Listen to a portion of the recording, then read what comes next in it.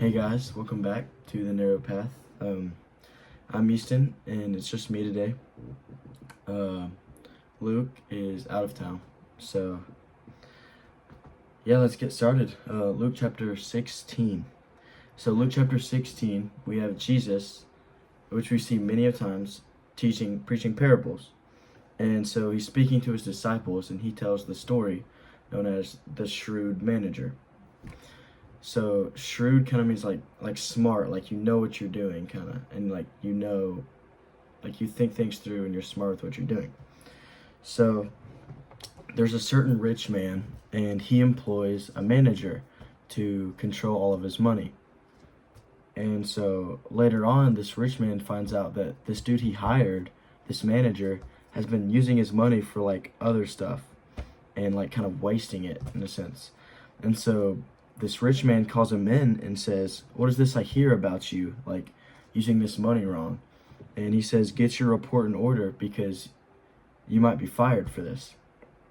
So then the manager starts thinking to himself, he's like, "Wow, what am I gonna do now? I'm not strong enough to like dig ditches and do like physical labor for a job. I'm too proud of myself and I think too high of myself to beg for money, job, etc." And then he comes up with an idea. He's like, I know an idea. And so he's trying to get friends and like people to help him for if he gets fired. So he calls together a bunch of people to his house, all of which are people who owed money to this rich man. And so he asked the first one, they're at his house, and he says, "How much do you owe him?" And he says, "I owe him 800 gallons of olive oil." So this manager says, "Now make it 400 gallons. So he's like decreasing their debt to this owner. And he says, the next man, "How much do you owe him?" And he says, "I owe 1,000 bushels of wheat." And he says, "Here, take it and change it to 800 bushels. So it just keeps going, and he's decreasing how much they owe. So like the rich man, it says that he starts to like, he admires, like, even though this manager is like dishonest about like wasting the money, he's smart about how he's using it now. Like he's helping pay off their debts. And it says, the rich man had to admire the dishonest rascal for being so shrewd and like smart. And then it goes on to say, "And it is true that the children of this world are more shrewd in dealing with the world around them than are the children of the light. Here's the lesson. Use your worldly resources to benefit others and make friends."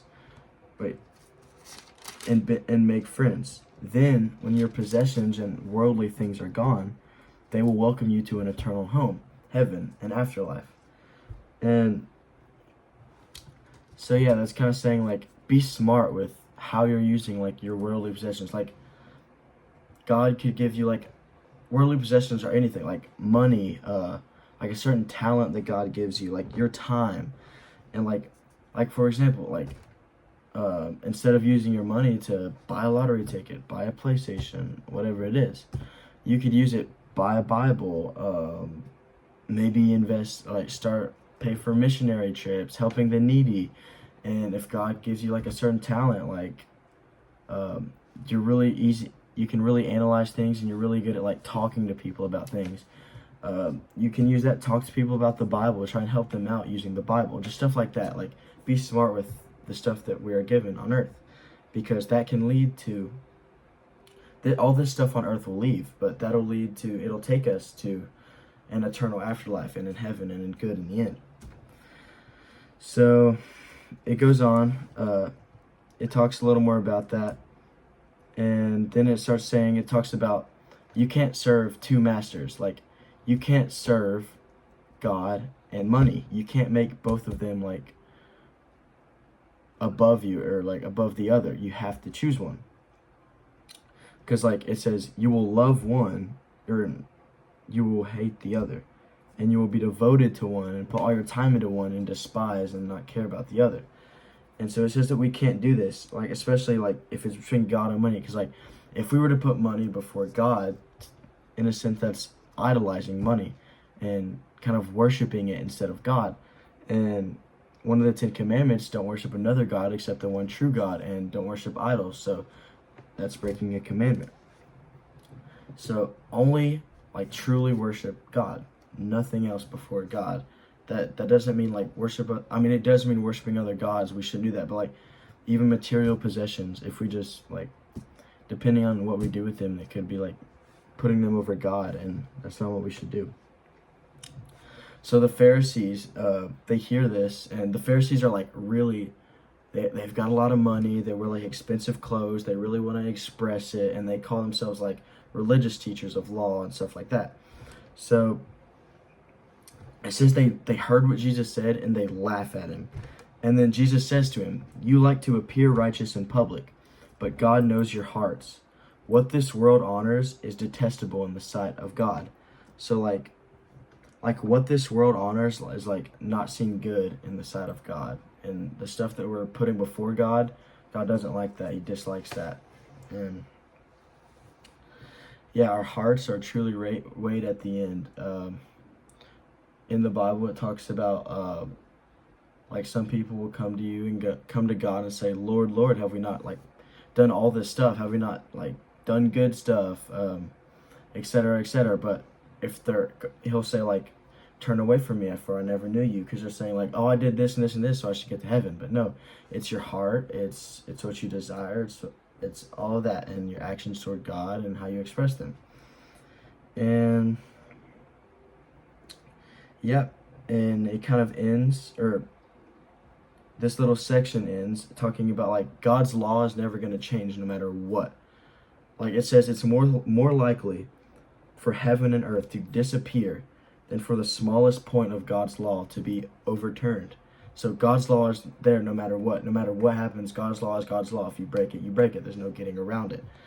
And it just really enforces that here. So then Luke chapter 16, it ends with one more parable. This is the parable of the rich man and Lazarus. So Jesus said there's a certain rich man. He lives like great expensive clothes, expensive house. He's very well off. And he lives every day in luxury. And so it says, at his gate was a poor man named Lazarus, no food, no clothes, nowhere to stay, and he would beg for scraps at this rich man's table. Like, he had nothing. He was at the point where he would beg for just the littlest scrap of whatever the rich man won't eat. And he wouldn't give it to him. Not even that, he couldn't even spare a tiny scrap for this rich man, because he thinks like, I'm just so above him. Why should I care? Why should I give to him? And it says that Lazarus, like, it was at the point where like he would lay there and he was covered in sores, and just like dogs would just come and start licking his open sores, which is really gross, but that just kind of explains how bad he was off. And so finally Lazarus dies, and it says he was carried by the angels who sit beside Abraham at the heavenly banquet. So like up in heaven with Abraham. And it says the rich man also died and he was buried, but he went to the place of the dead. And it says there in torment, like bad things are happening to him, like not good things. He saw Abraham and Lazarus side by side, like he saw them in a far kind of distance. So then this rich man shouted over, and he's like, "Father Abraham, have some pity. Send Lazarus over here to dip the tip of his finger in water and cool my tongue. I am in anguish in these flames." So he's kind of explaining like how bad this is. Like he's separated from them. He's in this place of torment because of his sin, pretty much. And he's just begging for like just for the tip of his tongue to be like cooled off. And but Abraham then says to him, he says, "Son, remember that during your lifetime you had everything you wanted, and Lazarus had nothing, and you didn't spare anything for Lazarus. So now Lazarus is being comforted, and you are going to be here in anguish eternally." And he says, besides, there's a great there's a great wall separating us, like invisible kind of wall. Like there's no crossing sides. There's no going from one side to the other back and forth. And so the rich man just starts begging Abraham. He says, "Please, if I can't be crossed over to your side and give another chance, send him to my father's home, for I have 5 brothers, and I want him to warn them so they don't end up in this place of torment." So essentially he's speaking of hell in this place of torment. But Abraham then says, "Moses and the prophets have warned them. Your brothers can read what they wrote." So like there's all this written stuff, all these prophecies, all this stuff that Moses and the other prophets have written. And so all his brothers need to do is read those and follow those. That's it. And so the rich man replies, he says, "No, Father Abraham, but if someone was sent to them from the dead, then they will repent of their sins and turn to God." But like, why should it take someone from the dead to do that when they have it right there? Yeah, and Abraham says, if they won't listen to Moses and the prophets, they won't be persuaded even if someone rises from the dead. So like, even if someone comes from the dead and tells you this and this, we didn't need them to come to us and tell us that. We're given the Bible, we're given all these parables, Jesus, everything. We know what we have to do, we know what we should do, and yeah, no one's gonna, God kind of limits himself. He doesn't like fully convince everybody to turn to him. It's kind of up to us and our salvation stories and repentance and everything.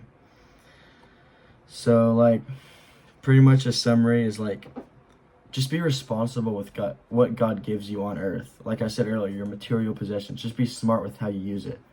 And like, just use it for good things and for what matters to God. Like, God would rather see you full of kindness and love than like being successful and full of money. That means so much more eternally and for your heart and for God. But yep, that's all I got for Luke chapter 16. Thank you guys so much. Have a great night and stay blessed.